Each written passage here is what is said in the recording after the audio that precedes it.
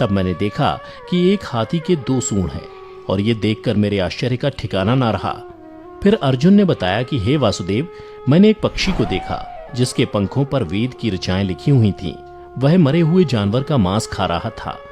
फिर अर्जुन के बाद भीम ने भी श्री कृष्ण को बताया कि हे कृष्ण, मैंने देखा एक गाय ने बछड़े को जन्म दिया है और जन्म के बाद वह बछड़े को इतना चाट रही है कि बछड़ा लहूलुहान हो गया, जिसे देखकर मैं हैरान हो गया। भला कोई माता अपने बच्चों के साथ ऐसा कर सकती है? उसके बाद श्री कृष्ण ने सहदेव से पूछा, सहदेव तुम बताओ, तुमने वन में क्या देखा? तब सहदेव श्री कृष्ण से बोले, हे वासुदेव, मैंने वन में देखा कि एक जगह 6-7 कुएं हैं और आसपास के कुओं में पानी है, किंतु बीच का कुआं खाली है। बीच का कुआं गहरा है, फिर भी पानी नहीं है। यह देखकर मुझे घोर आश्चर्य हुआ कि ऐसा कैसे हो सकता है। उसके बाद नकुल ने कहा, हे नारायण, जब मैं वन में भ्रमण कर रहा था तो मैंने देखा कि एक पहाड़ के ऊपर से एक बड़ी सी शिला यानी पत्थर लुढ़कती हुई आती है और कितने ही वृक्षों से टकराकर उनको नीचे गिराते हुए आगे बढ़ जाती है, परंतु उस विशालकाय पत्थर को कोई भी वृक्ष उसे रोक ना सका। इसके अलावा वह शिला कितनी ही अन्य शिलाओं के साथ टकराई, पर फिर भी वह रुकी नहीं। अंत में एक अत्यंत छोटे पौधे का स्पर्श होते ही वह स्थिर हो गई। फिर युधिष्ठिर श्री कृष्ण से बोले, हे वासुदेव, हम 5 भाइयों ने जो कुछ भी वन में देखा वो आपको बता दिया, कृपया कर इसका अर्थ बताइए। तब श्री कृष्ण ने युधिष्ठिर से कहा, हे धर्मराज, जैसा कि आपने कहा कि आपने 2 सूंड वाला हाथी देखा, जिसका यह अर्थ हुआ कि कलयुग में ऐसे लोगों का राज होगा जो बोलेंगे कुछ, करेंगे कुछ। कलयुग के शासक अपनी प्रजा की सभी तरह से शोषण करेंगे। उनके मन में कुछ और होगा और दिखावे के लिए कुछ और करेंगे। अर्थात कलयुग में शासकों के लिए आम लोगों का कोई महत्व नहीं होगा, वो बस राज करने के लिए शासक होंगे। फिर श्री कृष्ण अर्जुन से बोले, हे धनंजय, जैसा कि तुमने देखा कि एक पक्षी के पंख पर वेद की ऋचाएं लिखी हुई थीं, लेकिन वह मरे हुए जानवर का मांस खा रहा था, जिसका अर्थ ये हुआ कि कलयुग में ऐसे लोग होंगे जो बड़े ज्ञानी और ध्यानी कहलाएंगे, किंतु उनके आचरण राक्षसी होंगे। कलयुग में लोग पंडित और विद्वान कहलाएंगे, किंतु यह विचार चलता रहेगा कि कोई मरे और उसकी सारी संपत्ति उसके नाम हो जाए। अर्थात कलयुग के मनुष्य धन और संपत्ति के लोभी होंगे, भले ही उनके पास कितना ही ज्ञान क्यों ना हो।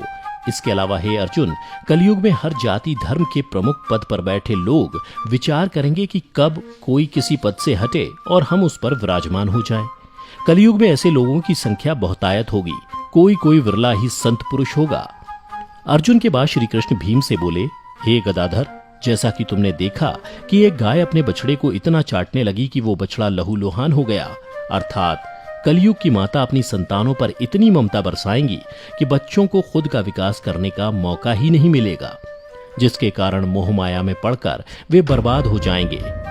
इसके अलावा किसी का बेटा घर छोड़कर साधु बनेगा तो हजारों व्यक्ति दर्शन करेंगे, किंतु जब मनुष्य का अपना बेटा साधु बनेगा तो रोएंगे कि मेरे बेटे का क्या होगा।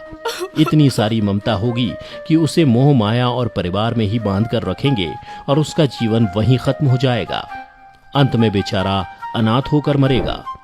भीम जब श्री कृष्ण के जवाब से संतुष्ट हो गए, तब भगवान श्री कृष्ण ने सहदेव से कहा, सहदेव, जैसा कि तुमने बताया कि तुमने वन में 5-7 भरे कुओं के बीच एक कुआं एकदम खाली देखा, जिसका अर्थ ये हुआ कि कलयुग में पैसे वाले अर्थात धनी लोग अपने पुत्र पुत्री के विवाह में या फिर आलीशान भवन बनाने में लाखों रुपए खर्च कर देंगे, परंतु उनके पड़ोस में ही यदि कोई भूखा प्यासा मर रहा होगा तो वह उसकी कोई सहायता नहीं करेंगे।